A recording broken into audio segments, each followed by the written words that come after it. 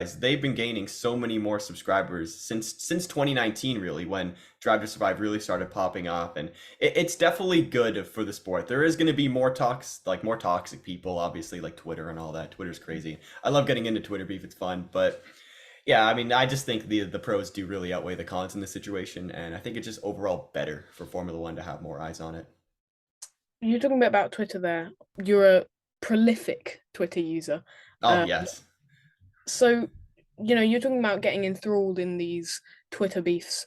I was talking to Yep. a fellow podcaster called Aaron Harper a while back, and he was saying that he sometimes looks at what he's just written down and sort of takes a moment to think about if that's what he should be putting out into the world. Do you ever sort of take the time to think if what you're saying is you're just in the moment and you wouldn't say it to somebody else, or do you find that you're just a naturally sort of tame person around social media? There's some things that I probably, like in hindsight, really shouldn't have said, but it's really nothing that'll like get me canceled in the future. It's just sort of saying like Lewis Hamilton's washed or something, or just starting a beef with a whole bunch of Hamilton fans. As I'm sure you know, I'm not a big fan of Lewis Hamilton. So when Yes. the whole like debacle of Hamilton versus Verstappen last year, I was always on the Verstappen side. Granted, I wasn't even a Verstappen fan. I just didn't want Hamilton to win. So there was a few arguments there. Nothing like bad. There was nothing like racist or anything like cancel worthy happening. It was just having arguments on Twitter. Yeah, I love annoying Hamilton fans. Like it's fun. So yeah, maybe there's a few things I probably should take back, I guess. But like you can't really do that now. So oh well, what can you do? So also on Twitter, you outlined your goals for the remainder of 2022, one of Mhm. which I will touch on later. We've already mentioned it. But the third one down is what I want to talk about. So F1 returned to Canada for the first time since that iconic 2019 Canadian Grand Prix with Mhm. the highly contentious Sebastian Vettel Lewis He Hamilton he incident. won that race. Yeah, I thought you would say that. Yeah, yeah. The question I wanted to ask is, were you at this year's Grand Prix and have you completed that goal? No, I didn't go to the race this year, which kind of sucks. I was gonna go with my dad, but then I was actually gonna get tickets, and then he's like, "No, Chris, don't buy tickets yet. They're gonna go on sale later." I'm like, "No, they won't. They won't go on they won't go on sale. Like people want these tickets." And then we waited like a month, and then they sold out, and Yeah. I'm like, "I told you so." But then I ended up going to like the Indy race in Toronto instead, which was fun, but it's not F1, so it was cool. I met Grosjean, which was pretty dope. Oh, really? Yeah, Oh. he's a nice guy. What I like as part of the channel because you didn't post about that, I don't think. No, I didn't post about it. Like I got an autograph from him. Like he was just outside like the end was he drives for Andretti, right? Like Andretti he was outside of the Andretti garage. He just walked out, just said to hi people. I'm like, yo, hey, what's up?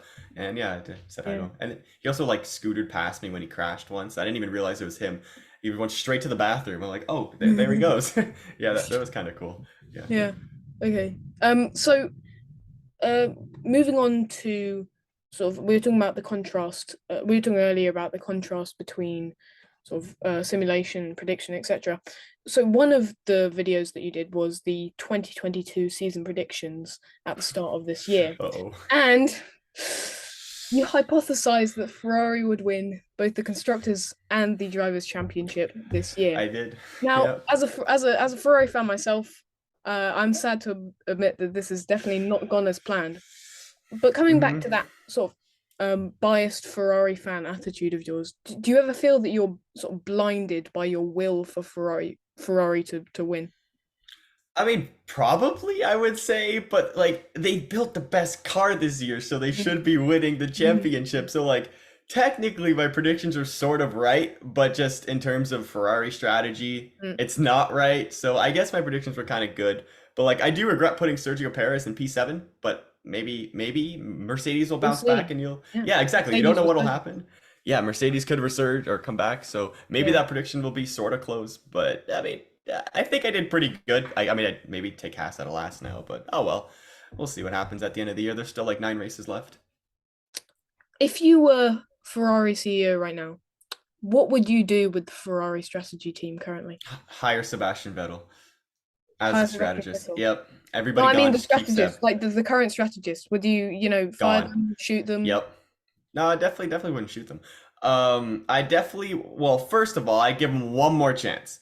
Okay. because I mean, I actually probably wouldn't. I'd fire them honestly. Like they don't do anything. They just I don't know. Like they just sit there and say, "Yeah, that'll work," because it works in the simulations. But simulations are completely different than the race. Mm. They just gotta look outside and see what's going on and see how every other car doesn't work on hard tires, and you put Leclerc on hard tires and you lose the race. Like I don't get it. I'm sure there's a lot more that we don't know about, but like from what I could see, they're doing such a bad job, and they have been since like 2010. What's your opinion on Mattia Binotto saying that there's no need for a change over the summer break? Yeah, that's something I don't like either because there is a massive need for change, or not at least admit your mistakes because they make so many mistakes and it pisses me off so much. Leclerc could have like 4 or 5 more wins this year if it wasn't for the team, and they don't own up to their mistakes. And you see like Mercedes this year when Hamilton almost broke his back in Baku, like the team completely owned up to making an absolute dog of a car. If that happened to Ferrari, they'll be like, we'll look at the simulations, we'll see what happened, and we'll be better next time. Like they don't own up to it, and I think if they start owning up to it and taking accountability for what they've done, then maybe something will actually change. Also, even their own driver, Charles Leclerc, when he made that mistake in France, also that mistake in Imola, owned up to his mistakes, Hmm. recognized the fact that he had cost the team a victory in France. Um, Hmm.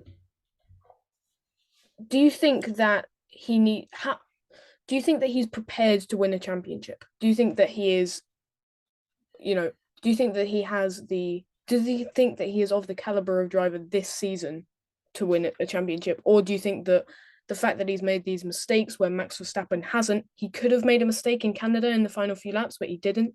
Do you think that Charles is in the right headspace to win the championship this year? 100% he is. He is ready to fight for a championship, but the team is not. And that's what we're seeing right now, and that's why he's not in the championship fight. Like yes, he did spin in Imola and he did spin and crash out in Spain. But then again, Verstappen spun in Hungary and he also spun in Spain and he still won both of those races. So if things went out differently, the different strategies and stuff, then Leclerc could be like right there in terms of the Mm. championship right now. Okay, so moving on to more recent Formula One drama. Um, I want to ask you about Oscar Piastri. What was going through your mind when you first saw that absolute bombshell of a tweet from Oscar? Well, I mean, it was in European time, so I was kind of asleep, and I woke up to the all of this crazy news with Oscar Piastri, and I'm like, wow. I honestly I thought he was going to go to Alpine. I'm pretty sure everybody in the whole world thought he was going to go to Alpine. Like I basically made a mod for him to go to Alpine to do a simulation, and then he didn't go, so I kind of had to scrap that video.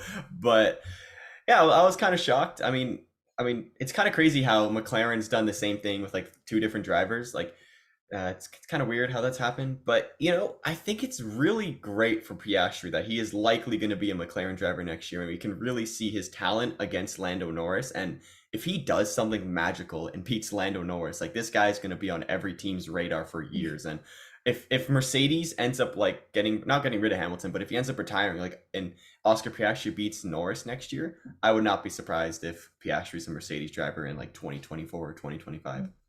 How do you think Alpine are going to argue their case against Oscar Piastri? Because obviously they're planning to sue him, despite the fact that his contract ended on the 31st of July.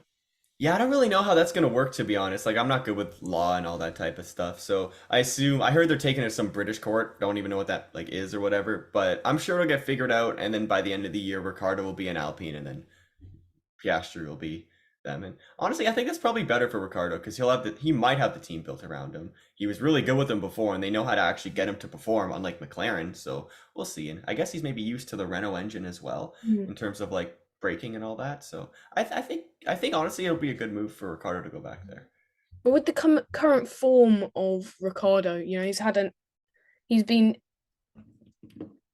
terrible these last 2 years. Um, Hmm. absolutely appalling in that McLaren car. Does apart from of course that a magical weekend at Monza, um, do you think that he deserves that $21 million contract buyout, which is sort of akin to Ferrari adding a couple of zeros to Kimi Raikkonen's bank account back in 2010? So based off of performance wise this year and what we could assume what he would do in that McLaren next year, he probably doesn't deserve that money. But then again, they also did sign that contract after his amazing Renault season back in 2020. So back then, I think he did deserve it. But now he doesn't deserve it. But like, he's going to get that money regardless of whether he stays or he doesn't. So I guess he does because he ended up getting the contract in the first place. Do you think he's definitely going over to Alpine, or might he stay with McLaren in their like Formula E team? I don't think he'll go down to Formula E. That's kind of a real massive ground downgrade because there's a lot of other teams on Formula One that Ricardo would be better than a certain driver. Like he could easily replace Latifi at Williams. I know he's not going to replace Stroll at Aston Martin, but he would be an upgrade over Stroll. He probably would be an upgrade over Mick Schumacher at Haas. Granted, all those teams are at the back of the grid, but still, like he would be a better fit, and he still deserves to be on the F1 grid. And honestly, I think he would probably go to IndyCar over FE. But Hmm. yeah, that's a debate for another day. You were talking about the lack of skill in terms of Formula One driving from Lance Stroll and Nicholas Latifi. Is it somewhat upsetting that when you have two Canadian drivers on the grid, they are both essentially memes? Yeah, it is kind of funny to be honest. And even looking at like the junior categories and stuff, there's literally like no Canadian talent down there besides this one guy. I think he's in like British F4 who I follow on Instagram. He seems pretty good. But yeah, it is a little bit upsetting because, we had like Gilles and Jacques Villeneuve and then basically nobody for such a long period of time. Then we got like Latifi and Stroll who aren't very good, but at least Stroll's going to be on the grid for a while, which is cool. We still got that Canada representation on the grid. So I would like to see him perform better, but as long as there's somebody on the grid, I'm fine with that. Okay. So, what are your predictions for Spa in a few weeks' time? Anything better for Charles Leclerc? Oh, I don't know. Spa's a straight line speed track, but also does have a lot of high speed corners where I think the Ferrari is pretty good in the corners, but then Red Bull's better in the straight line. But Leclerc does have that magic in Spa like we saw in 2019. But it is So Max's home circuit. yeah, it has Verstappen has won there, right? He won there last Yeah, year. he Like won that was last year. Well, he didn't yeah. win last year. Yeah. Yeah, that was not really a race. But like that was his only win in Spa, I believe. So honestly, I will back Leclerc for Spa, but I would not be surprised if we get like a Red Bull 1-2. Yeah, okay. And now for the big one.